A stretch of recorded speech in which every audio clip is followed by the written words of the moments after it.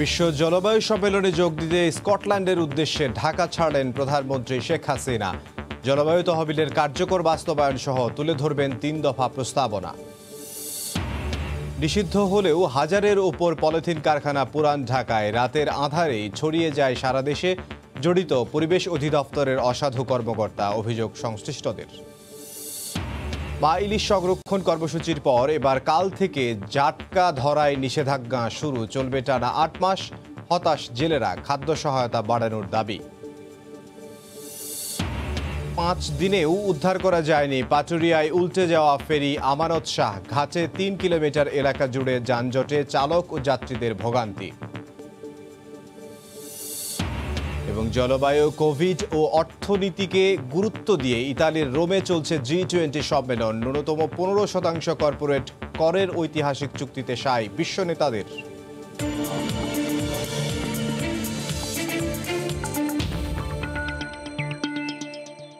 দেখছিলেন শিরোনাম। আমন্ত্রণ জানাচ্ছি দেশ ও দেশের বাইরের অর্থ বাণিজ্যের নানা খবর নিয়ে আমাদের নিয়মিত আয়োজন এ সময়ের বাণিজ্যে।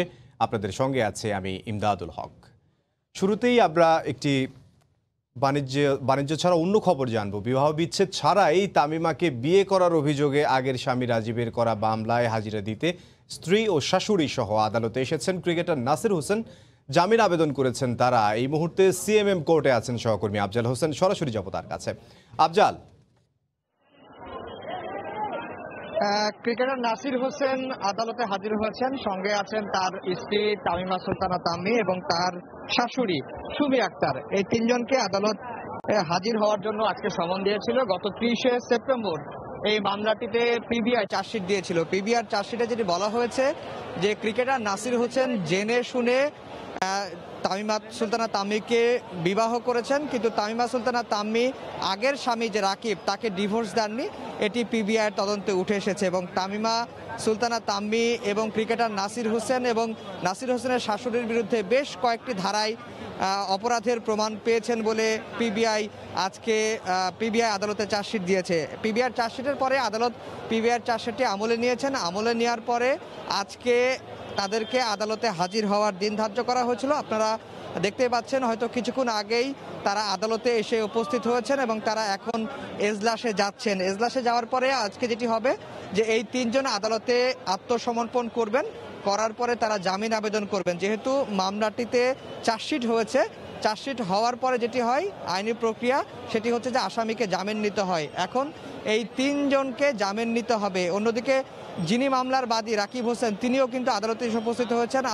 রাকিব হোসেনের আইনজীবী তিনিও আদালতে এসে উপস্থিত হয়েছেন এবং নাসির হোসেনের আইনজীবীর সাথে আমরা কথা বলেছিলাম। তারা বলছিলেন যে এই মামলাটিকে তারা আইনিভাবেই মোকাবেলা করবেন, কিন্তু এই মামলাটি কতদূর পর্যন্ত আইনি দিক গড়াবে সেটি এখন দেখার বিষয়। আসলে কি হবে, কারণ হচ্ছে যে পিবিআই বলেই দিয়েছে যে নাসির হোসেনের যে বিয়ে হয়েছে সেই বিয়েটা বৈধ উপায়ে বা আইনসম্মতভাবে হয়নি। কারণ নাসির যাকে বিয়ে করেছে সেই তামিমা সুলতানা তাম্মি আগের স্বামীকে বৈধভাবে ডিভোর্স দেননি এবং সেই বিষয়টি ক্রিকেটার নাসির হোসেন তিনি জানতেন।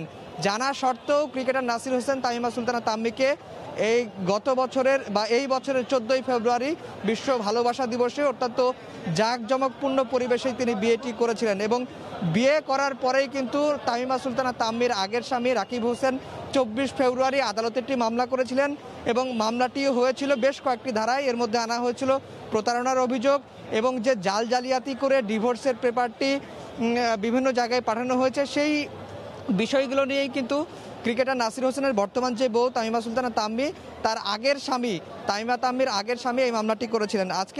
এখন তারা আদালতে এসে উপস্থিত হয়েছেন, আদালতে আত্মসমর্পণ করেছেন। কিছুক্ষণের মধ্যেই এই মামলাটি শুনানি হবে।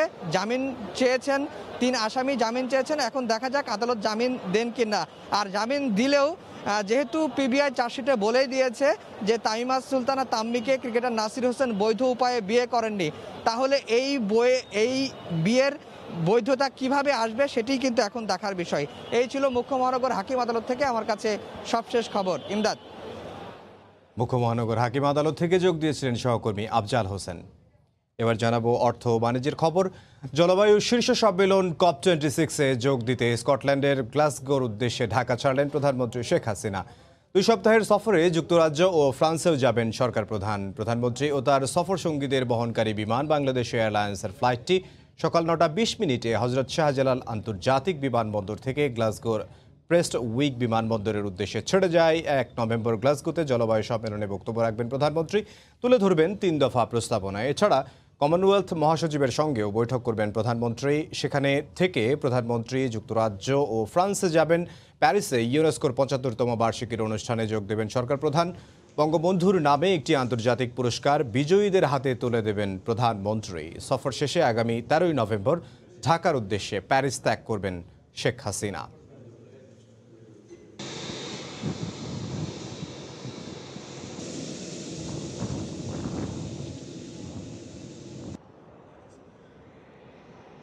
বৈশ্বিক উষ্ণতা বৃদ্ধির গতি কমাতে করণীয় ঠিক করতে আজ থেকে স্কটল্যান্ডের গ্লাসগোতে শুরু হচ্ছে জলবায়ু সম্মেলন COP26। এরই মধ্যে বিভিন্ন দেশের রাষ্ট্র কিংবা সরকার প্রধানরা সম্মেলনে অংশ নিতে গ্লাসগো পৌঁছেছেন। জলবায়ু পরিবর্তন মোকাবিলায় পদক্ষেপ নিতে বিশ্ব নেতাদের ওপর চাপ অব্যাহত রাখার আহ্বান জানিয়েছেন জাতিসংঘ মহাসচিব। জলবায়ু সম্মেলন উপলক্ষে শনিবার স্কটল্যান্ডের গ্লাসগোতে পৌঁছান পরিবেশকর্মী গ্রেটা থানবার্গ। এ সময় আরও অনেক পরিবেশকর্মী তার সঙ্গে ছিলেন। থানবার্গের আগমন ঘিরে আগে থেকেই মোতায়েন করা হয় নিরাপত্তা বাহিনী। স্থানীয় সময় রোববার শুরু হচ্ছে জলবায়ু সম্মেলন COP26। 2015 সালের পর এবারের সম্মেলনকে বিশেষ গুরুত্ব দেওয়া হচ্ছে। জলবায়ু পরিবর্তন মোকাবেলায় এই সম্মেলনকেই শেষ ভরসা মনে করছেন অনেকে। এরই মধ্যে সব ধরনের প্রস্তুতি সম্পন্ন হয়েছে। যে কোনো পরিস্থিতি মোকাবেলায় নেওয়া হয়েছে বাড়তি নিরাপত্তা ব্যবস্থা। আসতে শুরু করেছেন বিশ্ব নেতারা। এদিকে বৈশ্বিক উষ্ণতা বৃদ্ধির গতি কমাতে বিশ্বজুড়ে কার্বন নিঃসরণের হার নির্ধারণের করণীয় ঠিক করতে শুরু হতে যাওয়া এই সম্মেলন উপলক্ষে ভিডিও বার্তা দিয়েছেন জাতিসংঘ মহাসচিব অ্যান্টোনিও গুতেরেস। জলবায়ু পরিবর্তন মোকাবেলায় পদক্ষেপ নিতে বিশ্ব নেতাদের উপর চাপ অব্যাহত রাখতে যুব সম্প্রদায়ের প্রতি আহ্বান জানান তিনি। Thank you for standing up for climate action in your communities, on the streets and online. I wanted to know it's making a difference. Thank you for telling it like it is and calling leaders out for lack of leadership. 2015 সালের পর এবছরই বড় আকারে হচ্ছে এই সম্মেলন। গ্লাসগোতে এবারের সম্মেলনে অংশগ্রহণকারীর সংখ্যা 25,000 পর্যন্ত হতে পারে বলে ধারণা আয়োজকদের। 31 অক্টোবর শুরু হয়ে আগামী 12 নভেম্বর শেষ হবে এবারের COP26 সম্মেলন। রাহানুল রানা, সময় সংবাদ। নিষিদ্ধ হলেও হাজারের উপর পলিথিন কারখানা পুরান ঢাকায়। প্রতিদিন উৎপাদন হচ্ছে টনের পর টন।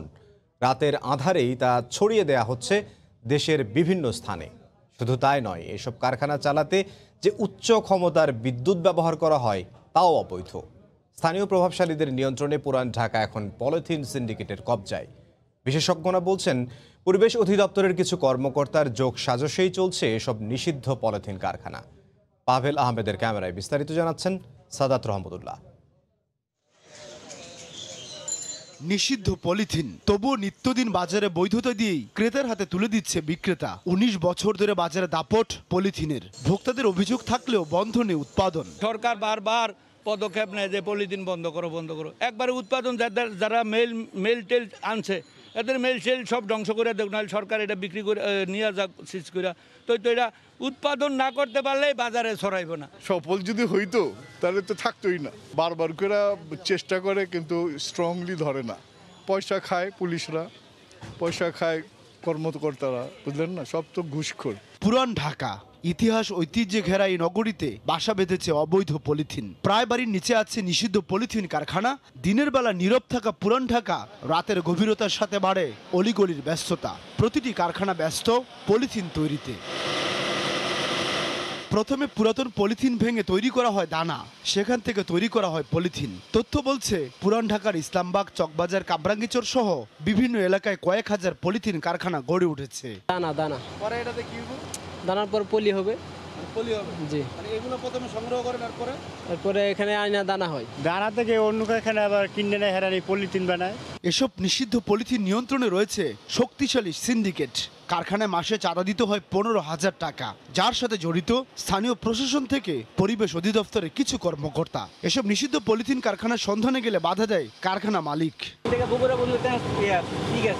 পলিথিনে রাখে এখন নাই। পলিথিন হয় মানে ব্যাগ টিসা এগুলো মানে তা কি কি কাজে লাগে আমরা তো সেটা জানি না, শুধু আমরা রিল বানাই এটাই। পরিবেশ অধিদপ্তরের সাথে যোগাযোগ করা হলে সাড়া মেলেনি। বিশেষজ্ঞরা বলছেন পরিবেশ অধিদপ্তর আর সরকার চাইলেই সম্ভব পরিবেশের জন্য ক্ষতি করে পলিথিন কারখানা বন্ধ করা। উৎপাদনকারীকে সে ধরতে পারে না, এটা কি টম এন্ড জেরির খেলা হচ্ছে নাকি? সে রেগুলেটর হিসেবে উৎপাদনকারীকে ধরতে পারবে না, এটা আবার কি ধরনের কথা হলো?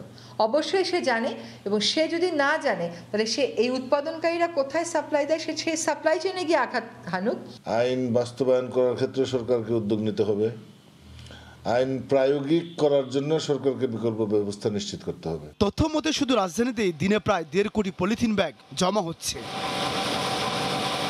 পলিথিন উৎপাদন থেকে বিপণন সব ক্ষেত্রে নিষেধাজ্ঞা থাকলেও এই পুরান ঢাকায় 24 ঘন্টা চলে এই নিষিদ্ধ পলিথিন উৎপাদন। আইনের চোখ ফাঁকি দিয়ে এসব প্রতিষ্ঠানগুলো চলছে দেদারসে। সাদাত রহমতুল্লাহ, সময় সংবাদ, ঢাকা।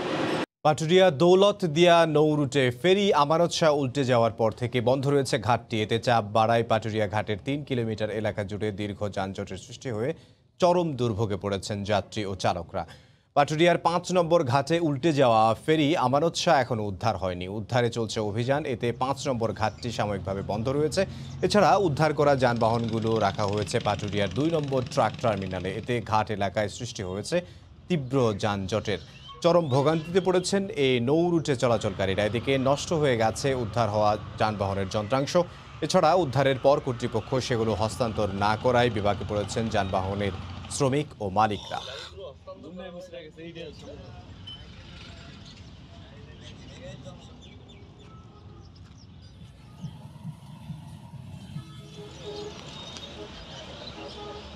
গাড়ির চাক্কা, ট্যাঙ্কি, তেল নাই, গাড়ির অনেক সমস্যা। গাড়িতে ছাড়পত্র দেবে তাও দিচ্ছে না, আমরা যে বাড়ি ঘরে যাবো তাও যেতে পারছি না। আমরা খুব বেহাল দশায় আছি। 5-6 ঘন্টা ঘাটে বসে আছি জ্যামের মধ্যে। গাড়ির মালামাল লয়ে আমরা পার হয়ে পাইতেছি না 4 দিন ধরে। গাড়িতে কাঁচামাল লোড, মাল সব নষ্ট হচ্ছে, ঘাটের থেকে গাড়ি একটাও যায় না।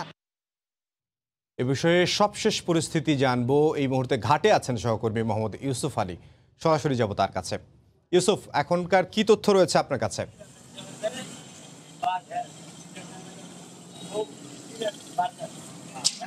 ইমদাদ, এই যে পাটুরিয়া ঘাট বলি, শিমুলিয়া বাংলা বাজার ঘাট বলি, ঘাটগুলো কিন্তু এখন মানুষের দুর্ভোগের একটা চিত্র হয়ে দাঁড়িয়েছে।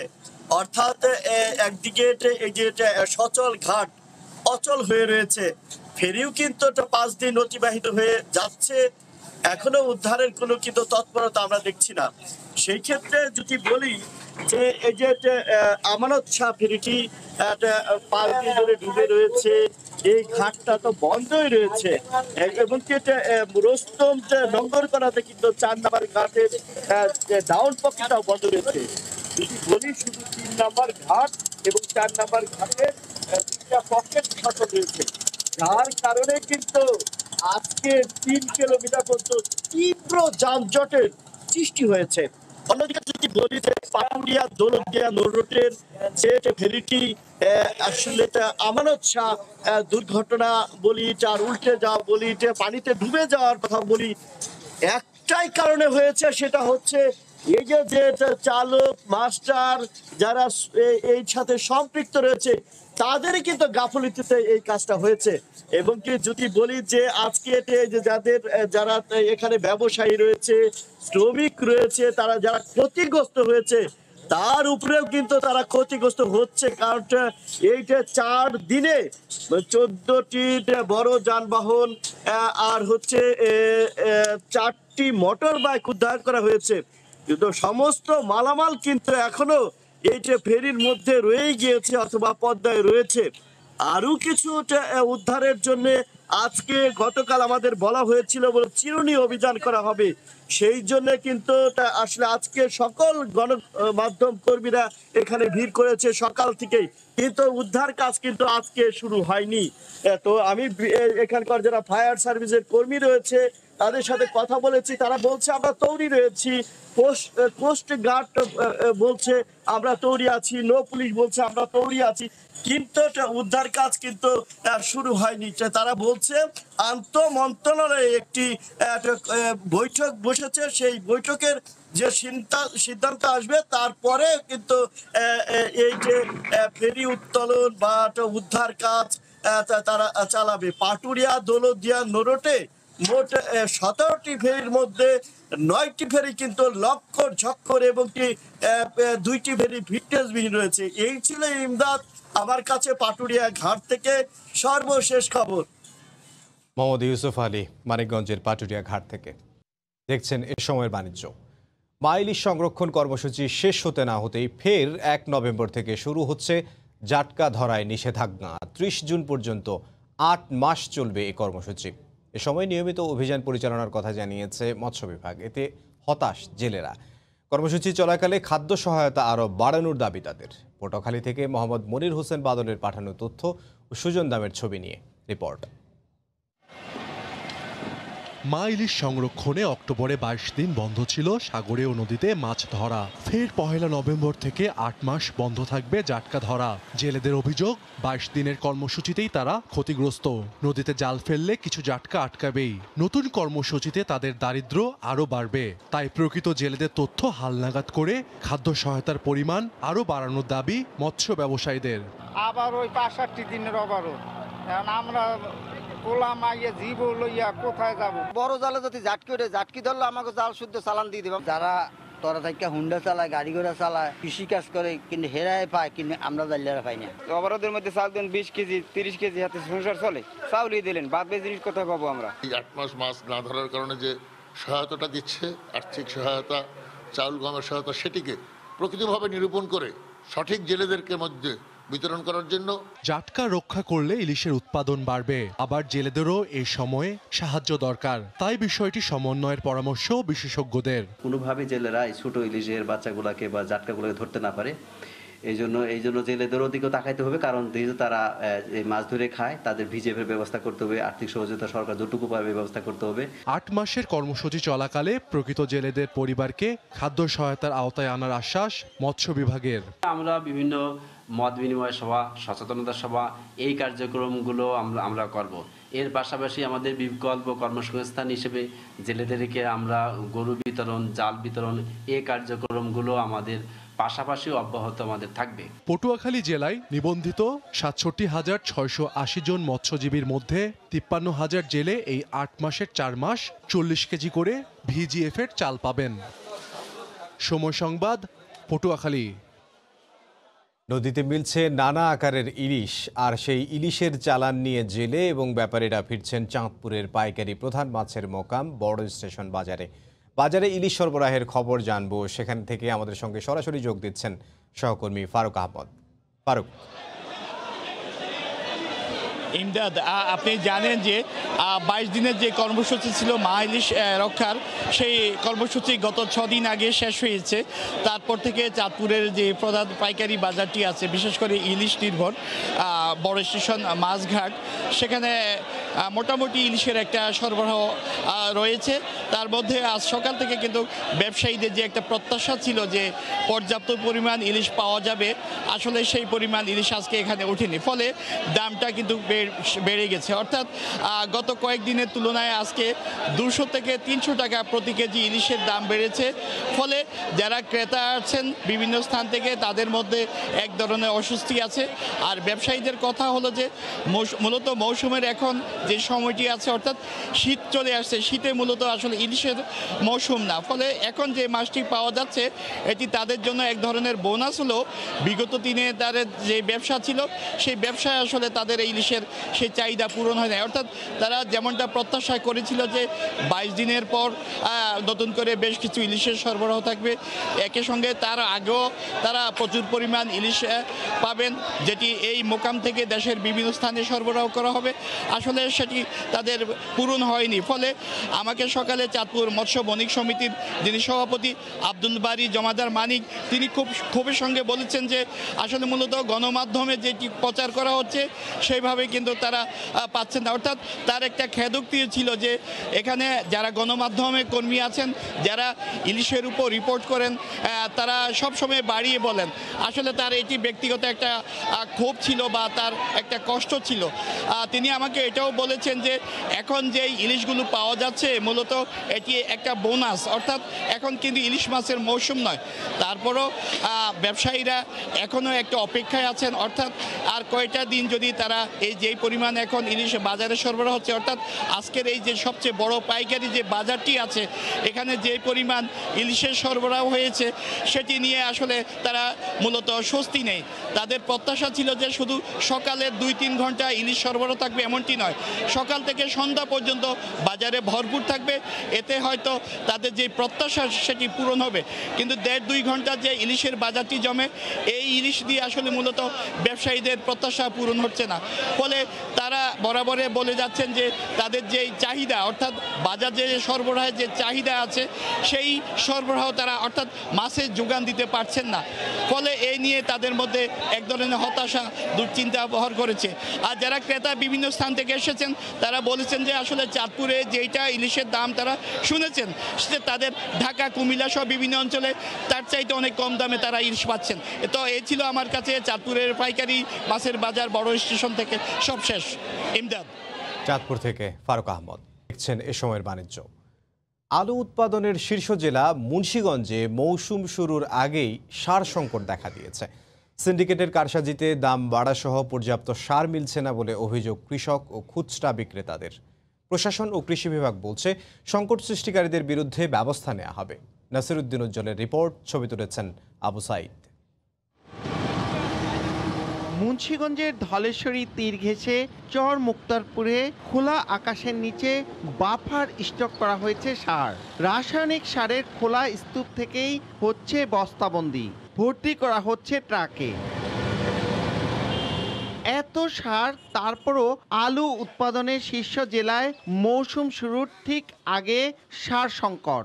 সিন্ডিকেট করে এই যে মালের দাম টিএসপি মালের দাম 22 টাকা সরকার রেট করছে, এটা কিন্তু এটা আমাকে 34 টাকা কইরা।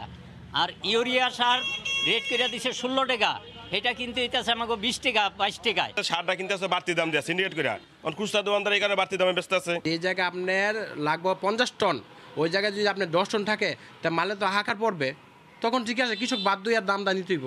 অভিযোগ অস্বীকার করে সার উত্তোলনে নানা রকম চ্যালেঞ্জের কথা জানায় সার ডিলার সমিতি। আমরা টাকা জমা দিচ্ছি, টাকা সারটা পাইতে আমাদের হাতে পাইতে ওরা গড়িমসি করতেছে, ওরা দিতে দেরি করতেছে, যার জন্য এই সমস্যা হইতেছে।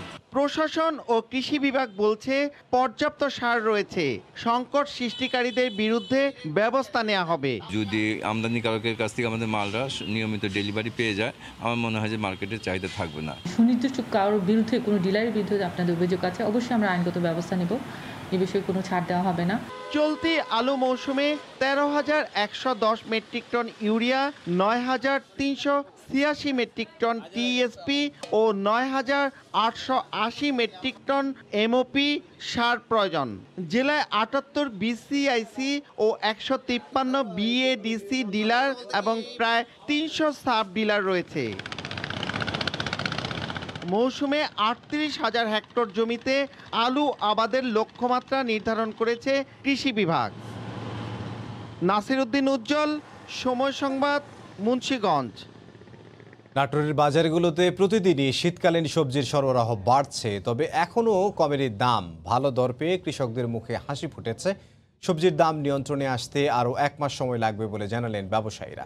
নাটোর থেকে আল মামুনের তথ্য ও জাহিদুল ইসলাম সুমনের ছবিতে বিস্তারিত। নাটোর শহরের বৃহত্তম পাইকারি বাজার বড় স্টেশন বাজারে প্রতিদিনই বাড়ছে শীতকালীন বিভিন্ন সবজির সরবরাহ। ভোরের আলো ফুটতে না ফুটতেই ফুলকপি, শিম, মূলা, বরবটি, পেঁপে, টমেটো সহ বিভিন্ন সবজি নিয়ে আসেন চাষিরা। 2 সপ্তাহ ধরে বাজারে এসব সবজির সরবরাহ বাড়তে থাকলেও সেই তুলনায় কমেনি দাম। ভালো দাম পাওয়ায় লাভবান হচ্ছেন সবজি চাষিরা। লাউ আমরা প্রথমে বাজার ভালো পাইনি, প্রথমে বাজার পাচ্ছি 10 টাকা, 8 টাকা, 5 টাকা, কিন্তু এখন বর্তমানে বাজার ভালো। সরকার যদি মনিটর করে তাহলে আমারে 10টা পূরণ হবে। পালং শাক চাষ করেছি, ফলন ভালো হচ্ছে, লাভও ভালো হচ্ছে। এভাবে যদি দাম থাকে তাহলে সামনের দিনগুলো আমারে ভালো যাবে। স্টেশন বাজারে প্রতিদিন প্রায় 350 মণ সবজির চাহিদা থাকলেও সরবরাহ হচ্ছে প্রায় 200 মণ। তবে ডিসেম্বরের প্রথম সপ্তাহের মধ্যে সবজির সরবরাহ বাড়লে দাম নিয়ন্ত্রণে আসবে বলে জানিয়েছেন ব্যবসায়ীরা। প্রাথমিক পর্যায়ে দাম একটু বেশি, তবে মোটামুটি 1-1.5 মাসের মধ্যে এর আমদানিটা স্বাভাবিক হলে বাজার দামটা নিয়ন্ত্রণ থাকবে। গত বছর জেলায় প্রায় 1 লাখ মেট্রিক টন শীতকালীন সবজি উৎপাদন হলেও এবার 1,25,000 মেট্রিক টন উৎপাদনের আশা করছে স্থানীয় কৃষি বিভাগ। সময় সংবাদ, নাটোর। দেখছেন এ সময়ের বাণিজ্য। গত 12 সেপ্টেম্বর থেকে ধারাবাহিকভাবে দেশের সকল শিক্ষা প্রতিষ্ঠান খুলে দেওয়া হলেও এখনও সিদ্ধান্তে আসতে পারেনি বেশিরভাগ বেসরকারি বিশ্ববিদ্যালয়। অনলাইনেই চলছে তাদের ক্লাস। কর্তৃপক্ষ বলছে বেসরকারি বিশ্ববিদ্যালয়ের বেশিরভাগ শিক্ষক শিক্ষার্থী এখনও করোনা ভ্যাকসিনের আওতায় আসেননি। তাই কবে থেকে সশরীরে ক্লাস শুরু হবে তা এখনও চূড়ান্ত হয়নি। হাসিবুল হাসানের রিপোর্ট।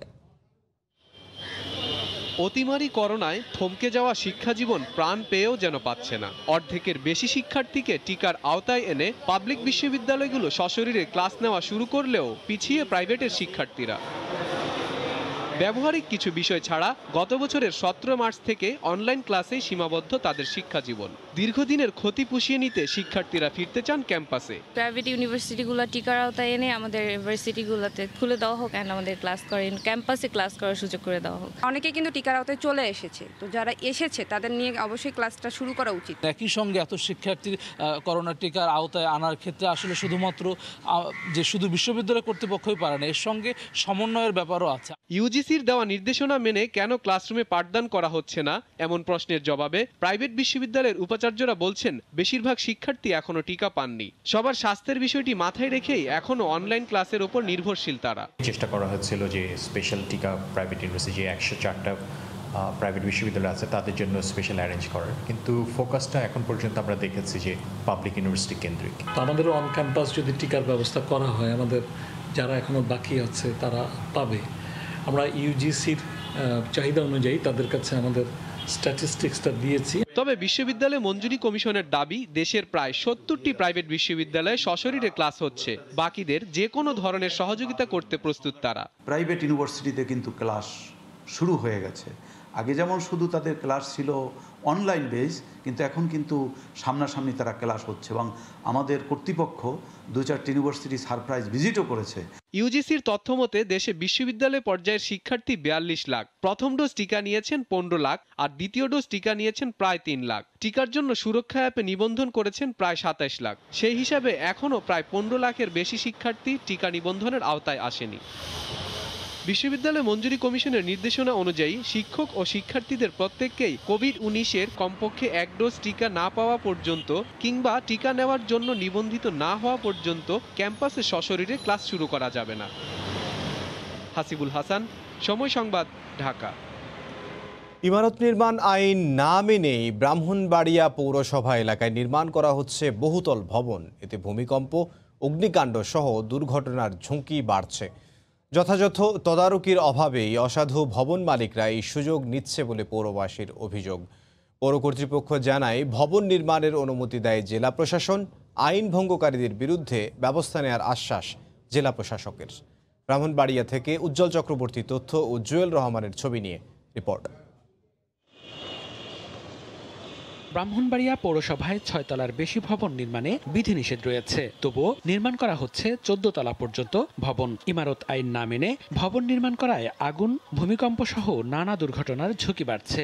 6 তলার উপরে 7, 8, 14 পর্যন্ত ভবন কারা কিভাবে কার অনুমতি নিয়ে নির্মাণ করেছে সেটা আমরা দেখতে চাই। যারা পৌরসভাতে দায়িত্বে আছেন তারা গিয়ে যাতে এই দেওয়ার পরে গিয়ে দেখে আসলে কি 5 তলা বা 6 তলা হচ্ছে না আর উপরে হচ্ছে। পৌর কর্তৃপক্ষ যদি বিল্ডিং কোড বাস্তবায়নে তারা কঠোর হতো, তাহলে আজকে এই ঝুঁকিপূর্ণভাবে এই ধরনের ভবন নির্মাণ হতো না। ওনারা হয়তো দেখা যায় কি উপস্থিত ক্ষেত্রে বলে যে ঠিক আছে আমরা এটা এমক দিন বাস্তবায়ন, কিন্তু আলটিমেটলি দেখা যায় কি তাদের চলে আসার পরে এটা বাস্তবায়নের হার খুবই নগণ্য।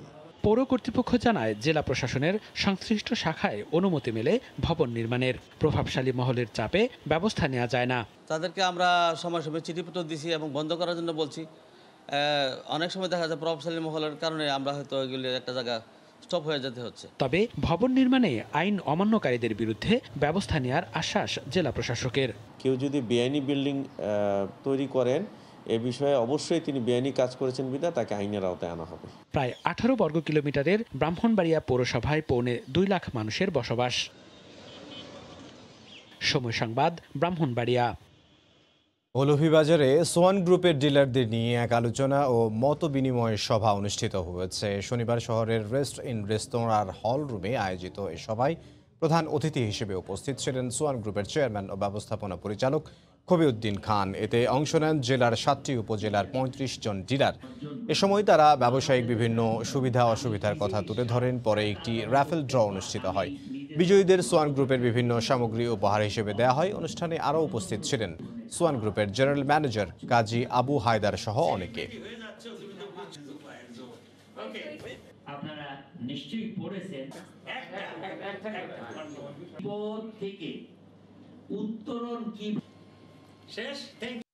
দেখছেন এ সময়ের বাণিজ্য। জলবায়ু পরিবর্তন, করোনা মহামারী, অর্থনৈতিক পুনরুদ্ধার এবং বিশ্বব্যাপী ন্যূনতম কর্পোরেট কর হারের বিষয় নিয়ে আলোচনার মধ্য দিয়ে ইতালির রোমে গতকাল শুরু হয়েছে দুদিনব্যাপী G20 সম্মেলন। প্রথম দিন ন্যূনতম 15% কর্পোরেট করের ঐতিহাসিক চুক্তিতে সায় দিয়েছেন বিশ্ব নেতারা। আজ সিদ্ধান্ত গ্রহণের মধ্য দিয়ে এই সম্মেলন শেষ হবে। রোম থেকে সে খবর জানাচ্ছেন জোবানা মাহমুদ। শনিবার সকালে রোমের লানুভোলা সম্মেলন কেন্দ্রে মার্কিন প্রেসিডেন্ট জো বাইডেন সহ বিশ্ব নেতাদের স্বাগত জানান ইতালির প্রধানমন্ত্রী মারিও দ্রাগি। পরে তার সভাপতিত্বে G20 সম্মেলনের আনুষ্ঠানিকতা শুরু হয়। এ সময় ইতালির প্রধানমন্ত্রী বলেন, যে কোনো সমস্যা মোকাবেলা করার জন্য সর্বোত্তম উপায় হচ্ছে বহুপাক্ষিকতা। এছাড়াও স্বল্পোন্নত দেশগুলোর মধ্যে করোনা ভ্যাকসিন সমহারে সরবরাহ করার কথা জানান তিনি। এবারের সম্মেলনে গুরুত্ব পাচ্ছে কোভিড, জলবায়ু পরিবর্তন ও অর্থনীতি। মহামারীর কারণে ক্ষতিগ্রস্ত অর্থনীতি পুনরুদ্ধার নিয়ে আলোচনা করবেন 20টি শক্তিশালী দেশের নেতারা। এই সম্মেলনে যুক্তরাজ্যের প্রধানমন্ত্রী বরিস জনসন, ফ্রান্সের প্রেসিডেন্ট ইমানুয়েল ম্যাক্রো, জার্মানির চ্যান্সেলর আঙ্গেলা মেরকেল, কানাডার প্রধানমন্ত্রী জাস্টিন ট্রুডো, ভারতের প্রধানমন্ত্রী নরেন্দ্র মোদী, ব্রাজিলের প্রেসিডেন্ট জয়ির বোলসোনারো সহ বিশ্ব নেতারা অংশগ্রহণ করেন। রাশিয়ার প্রেসিডেন্ট ভ্লাদিমির পুতিন এবং চীনের প্রেসিডেন্ট শি জিনপিং ভার্চুয়ালি অংশ নেন সম্মেলনে। এবারের আয়োজনে উপস্থিত ছিলেন ব্রিটিশ যুবরাজ চার্লস। এদিন ইতালির রাষ্ট্রপতি সের্জো মাত্তারেল্লা বিশ্ব নেতাদের সম্মানে এক নৈশভোজের আয়োজন করেন। আগামী প্রজন্মের জন্য একটি সুন্দর ভবিষ্যৎ রেখে যেতে সিদ্ধান্তে আসার আহ্বান জানান তিনি। এদিকে G20 সম্মেলনকে কেন্দ্র করে রাজধানী রোমে বিক্ষোভ সমাবেশ করেছে বেশ কিছু সংগঠন। তবে নানা বিধিনিষেধের কারণে এসব সমাবেশে লোক সংখ্যা ছিল খুবই কম।